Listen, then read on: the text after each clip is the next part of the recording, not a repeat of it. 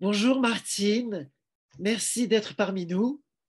Bonjour Martine, merci d'avoir répondu positivement à notre invitation. Il semblerait donc que les compagnies privées de conseil, par exemple McKinsey ou Big Pharma, se soient substituées à la fois à l'administration et au Parlement. Le parti La République En Marche s'est formé notamment dans le recrutement de ses candidats en dehors des traditions politiques usuelles. Alors d'après toi, vit-on une expérience grandeur nature de nudge, c'est-à-dire d'ingénierie sociale, accompagnée de manipulation psychologique à grande échelle?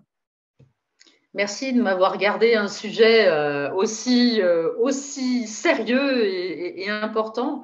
Avant de me lancer, je voulais d'abord saluer toutes les personnes qui sont réunies là, le 18 mai à Saintes. Et ben, je les embrasse tous parce que ça fait depuis très, très, très longtemps que toutes ces personnes suivent le CSI. Faire un tout petit rappel rapide puisque voilà, j'avais fait partie au départ du lancement avec une grande dame, Violaine Guérin. Je pense très souvent à elle, puisqu'elle avait mis sur pied le collectif Laissons les médecins prescrire, et qu'un jour de janvier 2021, nous avons eu le plaisir de faire une conférence de presse avec Louis Fouché, avec son épouse qui était présente, en fait, qui représentait Réinfo Covid. Donc, il y avait Laissons les médecins prescrire et Réinfo. Et on a lancé la coordination santé libre, dont le CSI et l'émanation. Et depuis, voilà, janvier 2021, vous en avez fait quelque chose de remarquable, un repère hebdomadaire fondamental pour beaucoup, beaucoup, beaucoup de gens, qui a permis d'être un repère dans cette folie complètement dingue de crise sanitaire.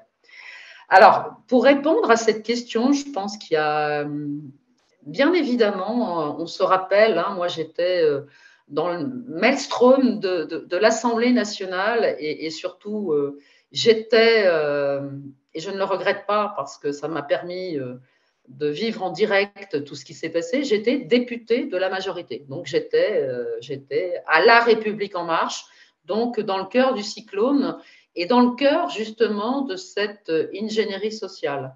Parce que oui, il y a bien des techniques de nudge. Alors, le nudge, c'est une ingénierie sociale, on va dire que je vais qualifier d'un peu douce. C'est un art d'inciter à adopter des comportements particuliers.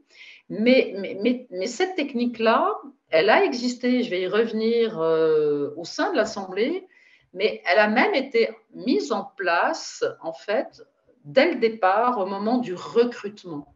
On se souvient que le groupe majoritaire en 2017, c'est plus de 300 députés, pour la plupart, comme moi, qui n'avaient jamais fait de politique avant. Donc, les fameuses personnes qui venaient de la société civile. Et ces personnes, pour la plupart, alors je vais commencer par me mettre dans le lot et après m'en extraire, puisque de toute façon, j'ai pris un grand coup de pied, puis ils m'ont mise à la porte, donc tant mieux. Et ça, c'était au moment de la crise Covid.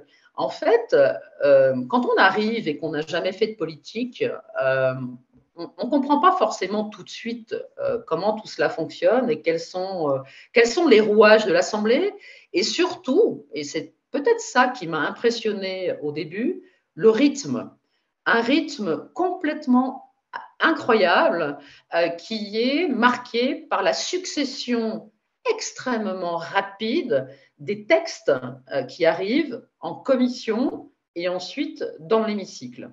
Et je me souviens très bien, et déjà là, je me suis dit, mais c'est très bizarre parce que Macron avait dit, mais on va légiférer, c'est la première fois où on va légiférer, on va dire en douceur, on va ralentir le rythme habituel. Et en fait, ça a été tout le contraire. De 2017 à 2022, il n'y a jamais eu autant de textes qui ont été produits pendant une mandature. Et donc, pourquoi j'insiste là-dessus? Parce que bon, je sais pas, j'ai une formation scientifique, hein, médecin, spécialiste. C'est un peu sérieux quand même les études de médecine. Et moi, j'ai toujours été relativement bon élève, hein, donc très appliquée en tout cas. Et j'ai eu le sentiment, brutalement, d'avoir une pression absolument incroyable et de travailler au fond très très mal. Parce que quand on veut avoir une vision très juste d'un texte de loi qu'on nous propose et de comprendre le contexte, il faut bien évidemment, pour alimenter le débat, pour réfléchir, il faut lire beaucoup. Il faut d'abord lire le texte, mais essayer de comprendre le contexte.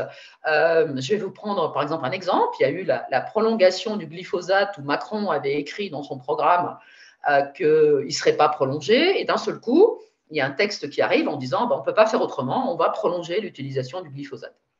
Bon, alors, sur le coup, bien sûr, on arrive en réunion de groupe politique. C'était tous les mardis matins. Et à ce moment-là, ce qui était aussi très choquant pour moi, parce que je pensais que les institutions en France fonctionnaient à peu près bien, en fait, il y avait un lien très fort entre le législatif, donc nous qui étions là pour légiférer sur des textes, et l'exécutif, parce qu'à chaque réunion, il y avait au moins un, voire plusieurs ministres qui étaient présents. Donc déjà, une articulation très serrée entre le pouvoir exécutif et le pouvoir législatif. L'exécutif s'invitant en permanence, mais l'invitation n'était pas gratuite. Il y avait là une pression complètement incroyable sur des députés, souvenez-vous, nous étions appelés les godillots, parce qu'en effet, on n'avait pas de recul, on ne savait pas faire de la politique, etc. Mais le sens du mot godillot, c'était, on aurait pu dire les moutons, enfin, etc. C'était parce qu'il n'y avait qu'une seule tête, il n'y avait qu'une seule voix, et ces 300 n'étaient là que pour obéir. Donc il y avait à la fois cette pression du temps, mais cette pression de l'intimidation réelle de l'exécutif sur le législatif. Mais tout ça, bien évidemment, étant fait, on va dire, moi, bon, j'ai pas beaucoup de mérite, je suis psychiatre.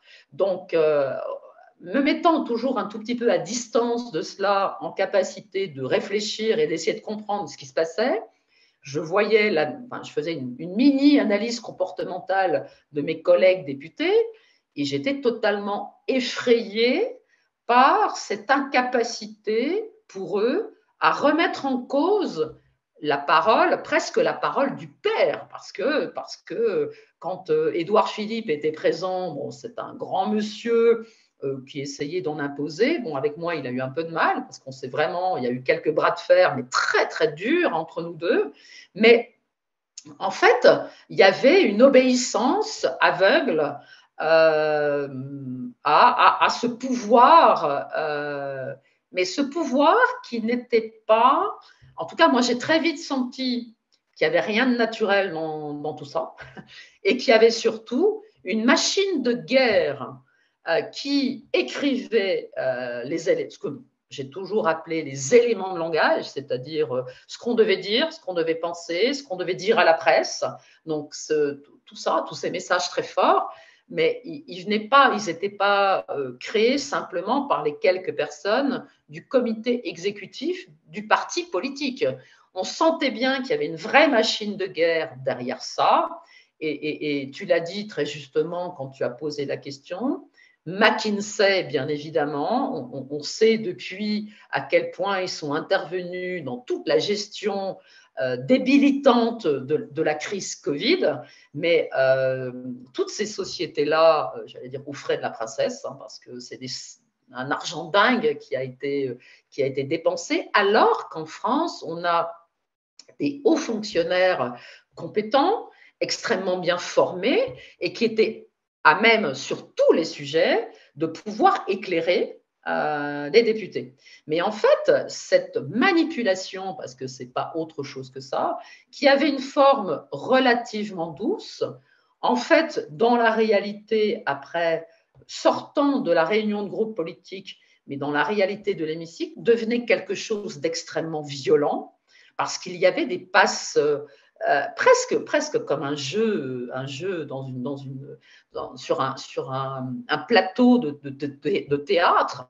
En fait, un renvoi permanent qui faisait que les quelques députés au début, puis bon, sur la crise Covid, je me suis souvent sentie très seule, étaient vraiment pris en tenaille et seuls face à 15, 20, 100 députés qui n'arrêtent pas de dire que de toute façon, le message que eux passent, c'est eux qui détiennent la vérité, c'est eux qui sont dans la bienveillance du peuple, etc. Donc on est là vraiment là dans l'inversion totale d'une logique, d'une réflexion possible. Les échanges sont interdits puisqu'il y a une vérité d'un côté. Et après, après, on a vu toutes les dérives vers le complotisme, etc., etc. Peut-être dire que s'ils ont réussi à faire tout ça, c'est qu'au fond, les députés avaient été recrutés chez des gens extrêmement incultes et pauvres en matière, non pas de cursus universitaire, parce que ça fait des gens très formatés aussi parfois, mais pauvres en matière de capacité à résister, je crois. Merci beaucoup, Martine, de ce témoignage absolument essentiel sur les rouages internes des partis politiques et de ce parti politique en particulier. Ça va beaucoup nous éclairer et nous aider dans la compréhension de la situation. En tout cas, merci pour m'avoir invité déjà, et puis bonne journée à tous et bon débat, bonne réflexion. À bientôt. À bientôt. Merci beaucoup, Martine. Merci bien. Rendez-vous sur le site d'Ensemble pour les libertés. Et suivez-nous aussi sur nos réseaux sociaux.